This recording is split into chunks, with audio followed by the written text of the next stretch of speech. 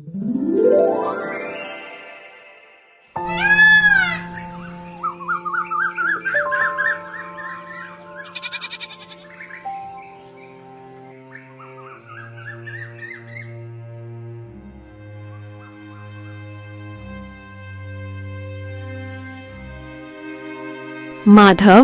जरा इन खाली बर्तनों की तरफ भी अपनी नजर डालिए।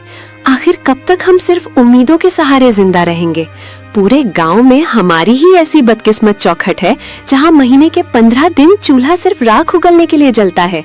पड़ोस की स्त्रियां नए कपड़ों और गहनों की बातें करती हैं और मैं यहाँ सिर्फ 2 वक्त की रोटी के लिए तरसती रहती हूँ। भाग्यवान, तुम जानती हो कि मैं मेहनत करने में कोई कसर नहीं छोड़ता। सुबह सूरज निकलने से पहले जंगल जाता हूँ और शाम ढले भारी बोझ उठाकर लौटता हूँ। लकड़ी काटना ही मेरा पुरखों का हुनर है और इसी से हमारा गुजारा चलता है। वक्त बुरा है, मैं मानता हूँ, पर मेहनत का फल कभी ना कभी तो मिलता ही है। तुम चिंता मत करो, मैं आज जंगल के उस हिस्से में जाऊंगा जहाँ की लकड़ियाँ शहर के बाजार में ऊंचे दामों पर बिकती हैं।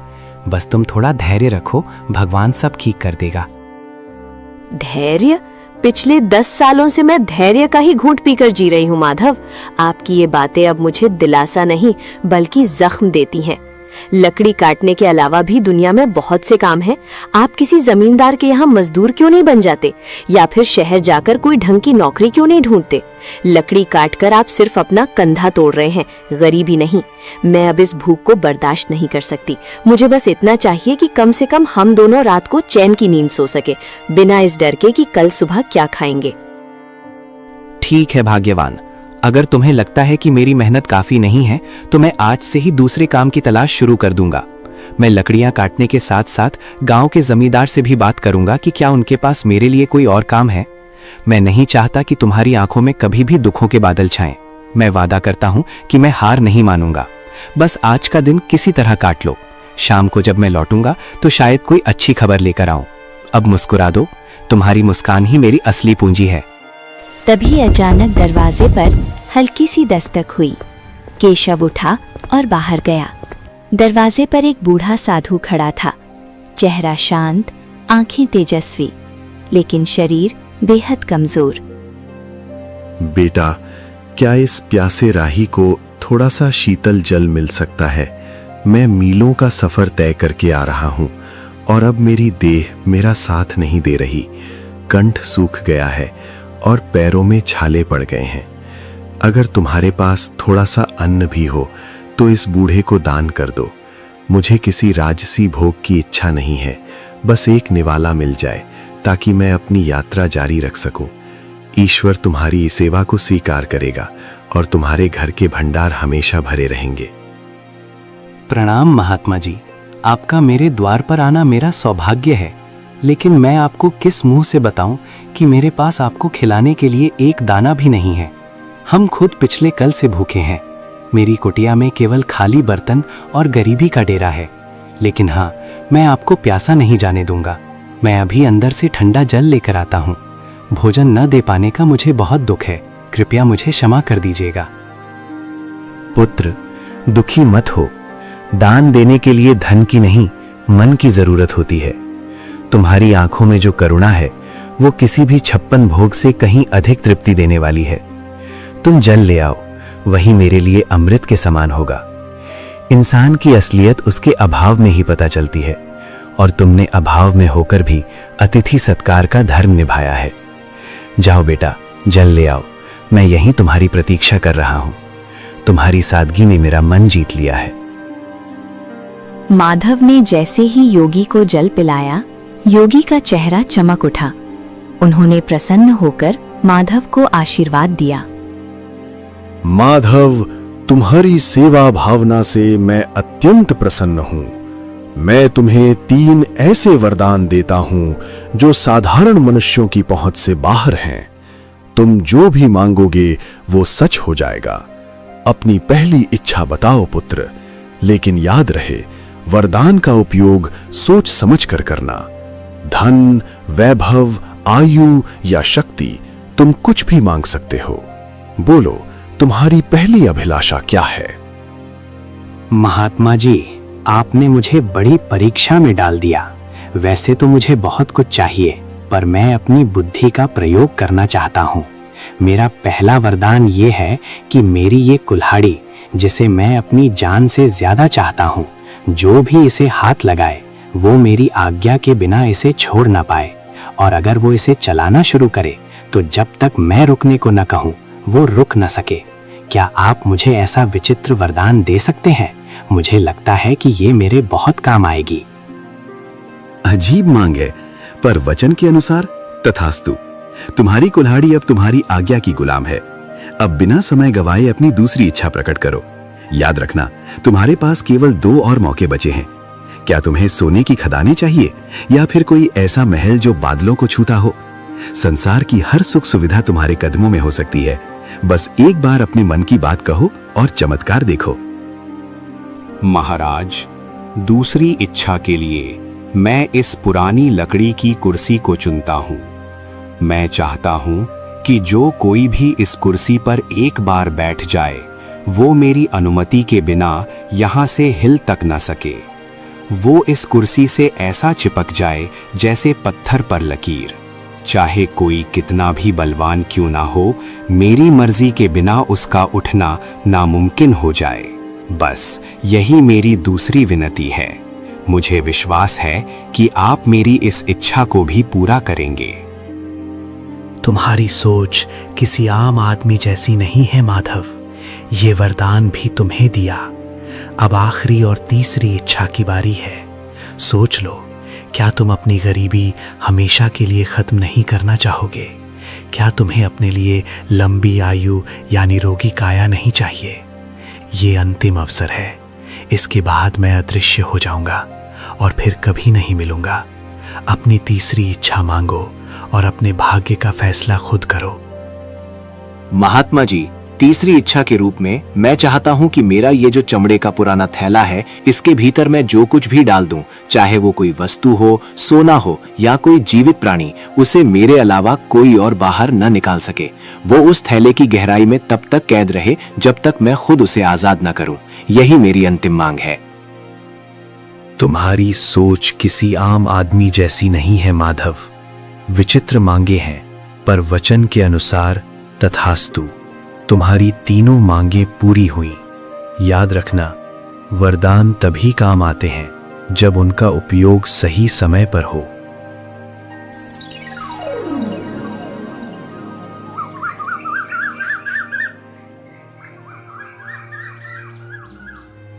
साधु बाबा के जाते ही भाग्यवान, जो अब तक चुपचाप सब सुन रही थी, ज्वालामुखी की तरह फट पड़ी। उसे लगा कि माधव ने अपनी मूर्खता से सुनहरे भविष्य की बलि दे दी है। वाह माधव, क्या गजब की बुद्धिमानी दिखाई है आपने। साक्षात देवता आपके द्वार पर आकर कह रहे थे कि धन मांग लो, सुख मांग लो, पर आपने क्या मांगा? कुल्हाड़ी, कुर्सी और थैला। क्या इन बेजान चीजों से मेरा पेट भरेगा? क्या इन वरदानों से हमारे सिर की छत पक्की हो जाएगी? मैं यहाँ दाने दाने को तरस रही हूँ और आपने फालतू वरदान मांग लिया। आज आपने साबित कर दिया कि आप कभी तरक्की नहीं कर सकते। काश वो वरदान मुझे मांगने का मौका मिलता, तो आज मैं इस झोपड़ी को महल बना देती। भाग्यवान, तुम जो देख रही हो वो केवल साधारण चीजें हैं, पर मैं जो देख रहा हूँ वो एक सुरक्षा कवच है। कभी कभी सीधे तरीके से मांगा हुआ धन टिकता नहीं है, पर बुद्धि से बनाई गई संपत्ति सदा साथ रहती है। तुम मुझ पर भरोसा रखो। ये 3 वरदान हमें वो सब कुछ दिलाएंगे जो तुम चाहती हो। मैंने जो मांगा है उसके पीछे एक गहरा रहस्य है जो वक्त आने पर तुम्हें समझ आ जाएगा। फिलहाल शांत हो जाओ, क्योंकि आने वाला समय बहुत बड़ी चुनौतियां लेकर आने वाला है। पत्नी के तानों से आहत होकर माधव अपनी पुरानी कुल्हाड़ी कंधे पर रखकर चंदनपुर के सबसे घने और डरावने जंगल की ओर निकल पड़ा। दोपहर की तपती धूप पेड़ों की घनी छांव को चीरने की कोशिश कर रही थी। माधव एक पुराने बरगद के पेड़ के नीचे बैठ गया। उसका मन अशांत था और पेट में भूख की आग जल रही थी। उसे लग रहा था कि शायद उसने सच में वरदान मांगने में गलती कर दी। हे भगवान, क्या मेरी किस्मत में हमेशा ठोकरें खाना ही लिखा है? भाग्यवान सही कह रही थी। अगर मैं उस महात्मा से सोने की मोहरें मांग लेता तो कम से कम आज मुझे इस तरह भटकना तो नहीं पड़ता। पेट में अन्न का दाना ही नहीं, जंगल में भी अब सूखी लकड़ियां मिलना मुश्किल हो गया है। ऐसा लगता है जैसे ये पेड़ भी मेरी गरीबी का मजाक उड़ा रहे हैं। समझ नहीं आता कि मैं घर वापस किस मुंह से जाऊंगा। वहां तो सिर्फ खाली बर्तन और पत्नी की शिकायतें मेरा इंतजार कर रही हैं। तभी झाड़ियों के पीछे से एक विचित्र बूढ़ा व्यक्ति बाहर निकला और चेहरे पर एक अजीब सी कुटिल मुस्कान थी। वो धीरे धीरे माधव की ओर बढ़ने लगा।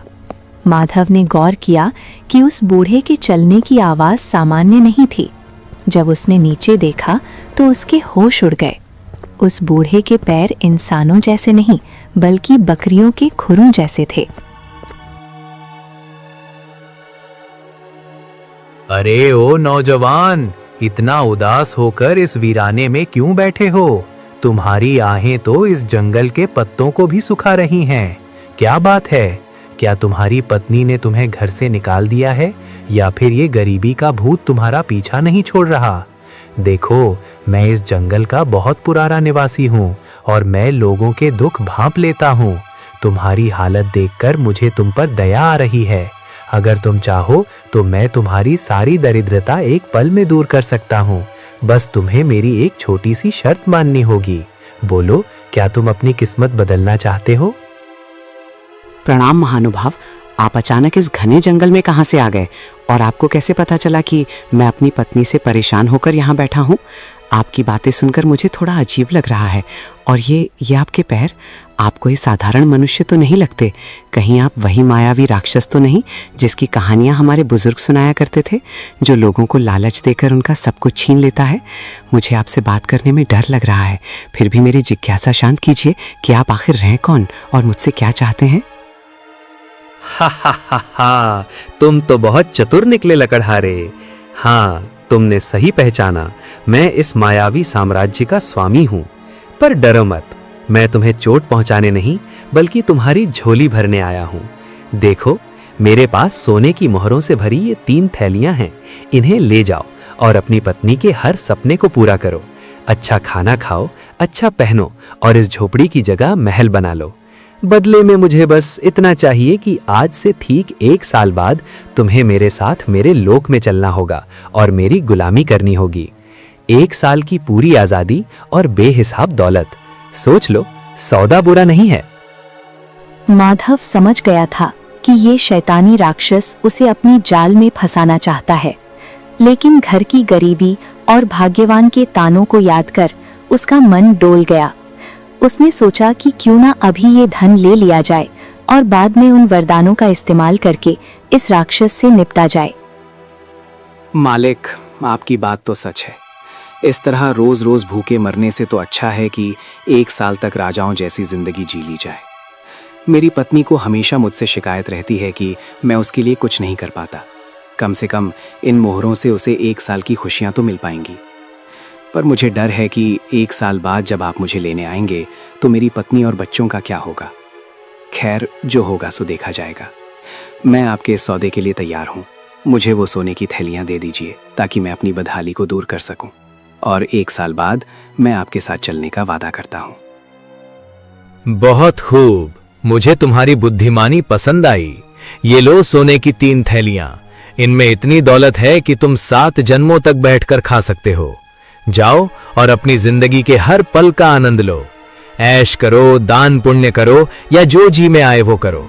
लेकिन याद रखना लकड़हारे, मैं ठीक 1 साल बाद इसी जगह इसी वक्त तुम्हें लेने आऊंगा। अगर तुमने भागने की कोशिश की तो मेरा प्रकोप पूरे गांव को भस्म कर देगा। अब जाओ और अपनी पत्नी को ये खुशियां दे दो। हमारी मुलाकात अब 1 साल बाद होगी। तब तक के लिए विदा।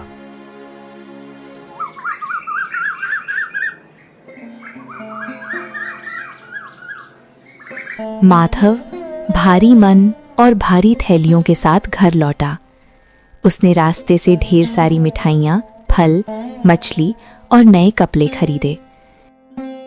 भाग्यवान, ओ भाग्यवान, देखो मैं तुम्हारे लिए क्या लाया हूँ।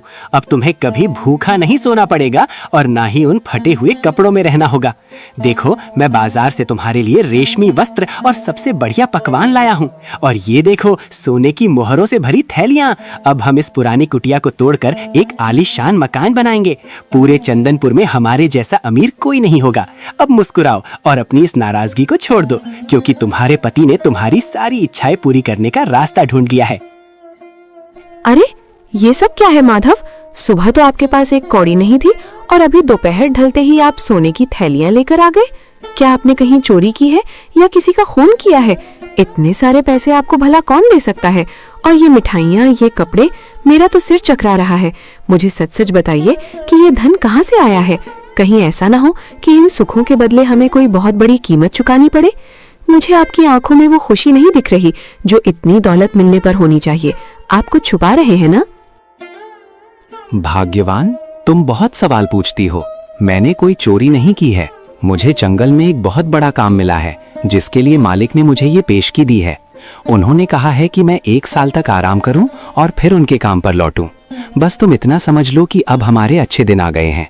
आने वाले 1 साल में हम वो सब करेंगे जो हमने कभी सोचा भी नहीं था। जो भविष्य में होगा उसकी चिंता आज क्यों करना? अभी तो बस इस भोजन का आनंद लो और अपनी खुशियां मनाओ। बाकी सब मुझ पर छोड़ दो। भाग्यवान खुश तो थी, पर उसके मन के किसी कोने में एक अनजाना डर बैठ गया था। समय अपनी गति से चलता रहा। माधव, आज साल का आखिरी दिन है और आप सुबह से पागलों की तरह इस पुरानी कुल्हाड़ी को क्यों घूर रहे हैं? हमारे पास अब सोने की कमी नहीं है, फिर भी आप इस फटी पुरानी कुल्हाड़ी और लकड़ी की बेकार कुर्सी को अपनी जान से ज्यादा संभाल कर रखते हैं। मुझे सच सच बताइए, वो मालिक कौन है जिसने आपको इतना धन दिया और आज वो आपको कहाँ ले जाने वाला है? आपकी चुप्पी मुझे अंदर ही अंदर खाई जा रही है। क्या हम हमेशा के लिए जुदा होने वाले हैं? अगर ऐसा है तो मुझे ये धन दौलत नहीं चाहिए, मुझे बस अपने पति का साथ चाहिए। क्या आप मुझ पर इतना भी भरोसा नहीं करते कि अपनी परेशानी मुझे बता सके? भाग्यवान, तुम व्यर्थ ही घबरा रही हो। मैंने तुम्हें पहले भी कहा था कि वक्त आने पर सब पता चल जाएगा। आज वो घड़ी आ गई है। जो धन हम पिछले 1 साल से इस्तेमाल कर रहे हैं वो कोई साधारण धन नहीं था। उसे पाने के लिए मैंने अपनी जान का सौदा किया है।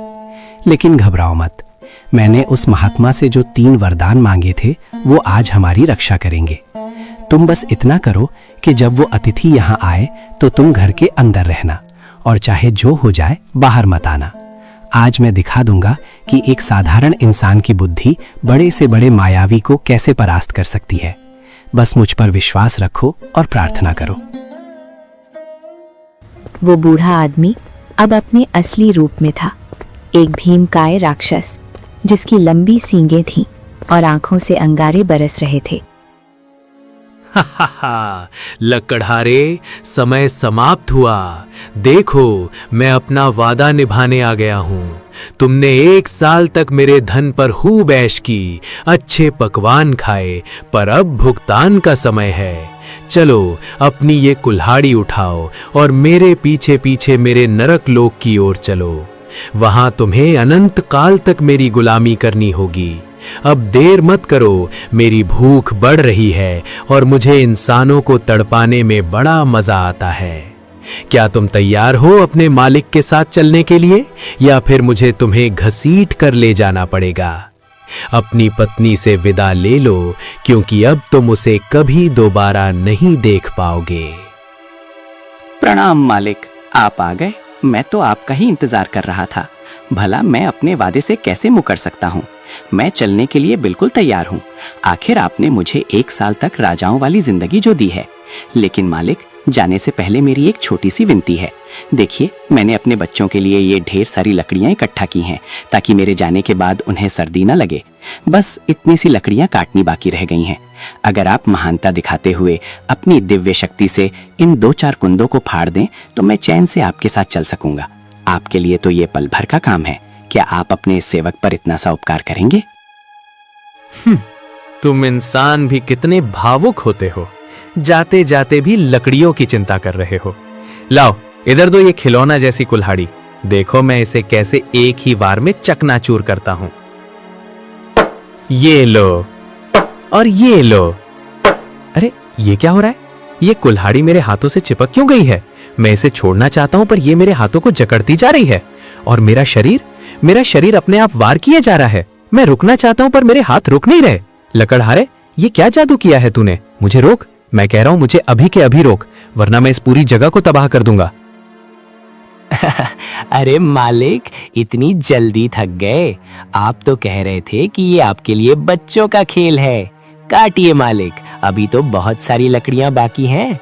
आप शायद भूल गए, इस कुल्हाड़ी को जो भी पकड़ता है वो मेरी आज्ञा के बिना इसे छोड़ नहीं सकता, और जब तक मैं ना कहूँ वो रुक भी नहीं सकता। अब काटते रहिए लकड़ियां पूरी रात। मुझे तो अब नींद न रही है, मैं जाकर थोड़ा आराम करता हूँ।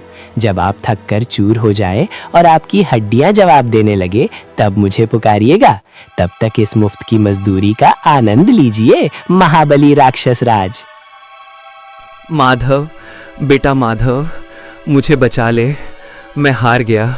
तुम्हारी बुद्धि के आगे मेरी माया फेल हो गई। मेरे हाथ अब फटने वाले हैं, मेरा दम घुट रहा है। कृपया मुझे इस कुल्हाड़ी के चंगुल से आज़ाद कर दो। मैं कसम खाता हूँ कि मैं तुम्हें अभी नहीं ले जाऊँगा। मैं तुम्हें 1 और साल की मोहलत देता हूँ और साथ में 3 और सोने की थैलियाँ भी दूंगा। बस मुझे इस नरक से निकालो। मैं अब एक पल भी ये कुल्हाड़ी नहीं चला सकता। मुझ पर दया करो। अच्छा, तो अब आप रास्ते पर आए। 1 साल की मोहलत और 3 थैलियां? नहीं नहीं मालिक, इतना कम तो मेरी मेहनत का हर्जाना भी नहीं है। अगर आप आजाद होना चाहते हैं तो आपको मुझे 5 थैलियां सोने की मोहरें देनी होंगी और वादा करना होगा कि आप अगले 2 साल तक इधर नजर भी नहीं आएंगे। अगर मंजूर है तो मैं कुल्हाड़ी को रुकने का आदेश दूं? मंजूर है, मुझे सब मंजूर है। 5 क्या तुम 7 थैलियां ले लो, पर मुझे इस जादुई फंदे से छुड़ाओ। मैं अगले 2 साल तक इस गांव की सीमा में भी कदम नहीं रखूंगा। ये लो तुम्हारी सोने की थैलियां। मैंने अपनी माया से उन्हें तुम्हारे आंगन में प्रकट कर दिया है। अब बस इस कुल्हाड़ी को रुकने को कहो। मेरी शक्ति अब जवाब दे रही है। माधव ने कुल्हाड़ी को रुकने का आदेश दिया। कुल्हाड़ी तुरंत राक्षस के हाथ से छूटकर गिर गई। राक्षस बिना पीछे मुड़े वहां से भाग खड़ा हुआ। समय का पहिया अपनी गति से चलता रहा और देखते ही देखते 2 साल का लंबा अरसा बीत गया। माधव, आज 2 साल पूरे होने को है। पिछली बार आपने उस राक्षस को अपनी जादुई कुल्हाड़ी से धूल चटा दी थी, लेकिन मुझे डर है कि वो इस बार और भी ज्यादा तैयारी के साथ आएगा। क्या आपको नहीं लगता कि हमें ये गांव छोड़कर कहीं दूर चले जाना चाहिए? ये ऐशो आराम, ये महल सब बेकार हैं अगर आप सुरक्षित नहीं हैं। मेरी रातों की नींद उड़ गई है। हराहट पर मुझे वही भयानक चेहरा याद आता है। भाग्यवान, तुम व्यर्थ ही अपने मन को अशांत कर रही हो। भय शत्रु की सबसे बड़ी शक्ति होती है और मैं उसे ये शक्ति नहीं देना चाहता। मैंने उन महात्मा से जो वरदान मांगे थे वो केवल खिलौने नहीं थे, बल्कि आत्मरक्षा के अचूक अस्त्र थे। आज की शाम हमारे लिए एक नई परीक्षा है और मैं इसके लिए पूरी तरह तैयार हूं। ओ लकड़हारे, बाहर निकल। आज 2 साल पूरे हो गए हैं और तेरा काल द्वार पर खड़ा है। तूने पिछली बार मुझे अपनी उस घटिया कुल्हाड़ी से बेवकूफ बनायागा, लेकिन याद रखना कि एक ही चाल 2 बार काम नहीं आती। इस बार मैं ना तो तेरी किसी चीज को हाथ लगाऊंगा और ना ही तेरी बातों में आऊंगा। अरे मालिक, आप आ गए। मैं तो कब से आपकी प्रतीक्षा कर रहा था। आप तो बाहर ही रुक गए। क्या आप अपने इस पुराने सेवक से इतना डर गए हैं? देखिए, मैं तो जलने के लिए बिल्कुल तैयार खड़ा हूँ। पिछली बार जो हुआ उसके लिए मैं आपसे क्षमा चाहता हूँ। वो तो बस एक मजाक था। आइए, अंदर आइए। आप इतनी दूर से थके हारे आए होंगे, कम से कम थोड़ा विश्राम तो कर लीजिए। देखिए, मैंने आपके स्वागत के लिए आंगन में अपनी सबसे आरामदायक कुर्सी रखी है। बस 5 मिनट वहाँ बैठिए। मैं अपनी पत्नी से विदा लेकर और अपना थोड़ा सामान समेटकर तुरंत आपके साथ चलता हूँ। राक्षस माधव की बात सुनकर सोच में पड़ गया। उसे लगा कि माधव शायद हार मान चुका है। उसने चारों तरफ देखा। वहां ना तो कोई कुल्हाड़ी थी और ना ही कोई हथियार। आंगन के बीचों बीच बस एक साधारण सी लकड़ी की कुर्सी रखी थी। अपनी थकान और माधव की विनम्रता को देखते हुए राक्षस ने सोचा कि थोड़ा आराम करने में कोई बुराई नहीं है। लगता है तुझे अब अपनी असलियत समझ आ गई है। अच्छा है कि तूने सरेंडर कर दिया, वरना मैं आज बहुत गुस्से में था। खैर, तू कहता है तो मैं 5 मिनट यहाँ बैठ जाता हूँ, पर याद रखना, अगर तूने कोई चालाकी की तो तेरा अंजाम बहुत बुरा होगा। ये कुर्सी तो सच में बहुत आरामदायक है। अब जा जल्दी से अपना सामान ले आ और अपनी पत्नी को आखिरी बार देख ले। मैं यहाँ बैठ के तेरा इंतजार कर रहा हूँ। अरे मालिक, आपको कुर्सी पसंद आई ये जानकर मुझे बहुत प्रसन्नता हुई। पर क्या आप जानते हैं ये कुर्सी जितनी आरामदायक बैठने में है, उठने में उतनी ही कष्टदायक है। जरा कोशिश तो कीजिए उठने की। क्या हुआ मालिक, आप तो हटने का नाम ही नहीं ले रहे। लगता है आप मेरी इस तुच्छ कुर्सी के प्यार में पड़ गए हैं। मैंने आपको बताया नहीं था कि जो भी इस कुर्सी पर एक बार विराजमान हो जाता है वो मेरी आज्ञा के बिना यहाँ से हिल तक नहीं सकता। राक्षस ने पूरी ताकत लगा दी। उसने जोर जोर से चिल्लाया और अपनी मायावी शक्तियों का उपयोग किया, पर वो कुर्सी से टस से मस न हुआ। ऐसा लग रहा था जैसे वो कुर्सी का ही एक हिस्सा बन गया हो। वो जितना जोर लगाता कुर्सी उसे उतना ही कसकर जकड़ लेती। हार मानकर वो फिर से गिड़गिड़ाने लगा। माधव, ये तूने फिर से मेरे साथ क्या किया? मुझे छोड़ दे, मैं इस कुर्सी से चिपक गया हूँ, मेरी हड्डियाँ चटक रही हैं। मुझे लगा था तू सुधर गया होगा, पर तू तो पहले से भी ज्यादा खतरनाक निकला। मुझे इस कैद से आजाद कर दे। मैं वादा करता हूँ कि मैं तुझे कभी अपने लोक नहीं ले जाऊंगा। मुझे बहुत दर्द हो रहा है लकड़हारे, क्या तुझे मुझ पर दया नहीं आती? मैं कसम खाता हूँ कि मैं फिर कभी इधर नहीं आऊंगा। बस मुझे इस लकड़ी के शैतान से अलग कर दे। दया? आप एक राक्षस होकर दया की बात कर रहे हैं? आप तो मुझे खत्म करने आए थे। देखिए मालिक, मैं कोई बुरा इंसान नहीं हूं, पर मैं अपनी सुरक्षा करना जानता हूं। अगर आप आजाद होना चाहते हैं तो पिछली बार से दुगनी कीमत चुकानी होगी। मुझे 10 थैलियां सोने की मोहरें चाहिए, और इस बार आपको वादा करना होगा कि आप अगले 5 सालों तक इस इलाके की तरफ मुड़कर भी नहीं देखेंगे। अगर आपको ये सौदा मंजूर है तो कहिए। मंजूर है, मुझे सब मंजूर है। 10 क्या, मैं तुझे 20 थैलियां दूंगा। बस मुझे यहाँ से उठा। मैं वचन देता हूँ कि अगले 5 सालों तक मैं तेरे गांव की परछाई से भी दूर रहूंगा। तेरी बुद्धि के आगे मैं नतमस्तक हूँ। ये ले तेरा धन। अब बस अपनी इस जादुई कुर्सी को हुक्म दे कि वह मुझे छोड़ दे। मैं अब एक पल भी यहाँ नहीं रुकना चाहता। मुझे जाने दे माधव, मैं फिर कभी तुझे चुनौती देने की भूल नहीं करूंगा। माधव ने जैसे ही आजाद कहा, राक्षस स्प्रिंग की तरह कुर्सी से उछला और बिना पीछे देखे भाग निकला। उसके बाद राक्षस कभी वापस नहीं आया। माधव उस धन से गांव का सबसे अमीर आदमी बन गया था। और इस तरह माधव और भाग्यवान ने अपनी सादगी और बुद्धिमत्ता से एक महाबली राक्षस को धूल चटा दी। चंदनपुर में खुशियां लौट आईं और माधव की ये कहानी युगों युगों तक सुनाई जाने लगी कि कैसे एक साधारण लकड़हारे ने अपनी बुद्धि के बल पर भाग्य को बदल दिया। अगर आपको ये कहानी पसंद आई हो तो लाइक करें, अपने दोस्तों के साथ शेयर करें और अपनी राय कमेंट में बताएं। आपका साथ हमें और भी मजेदार और प्रेरणादायक कहानियां लाने की ताकत देता है। तो सब्सक्राइब करके हमें और ज्यादा मेहनत करने का हौसला दें। Thanks for watching.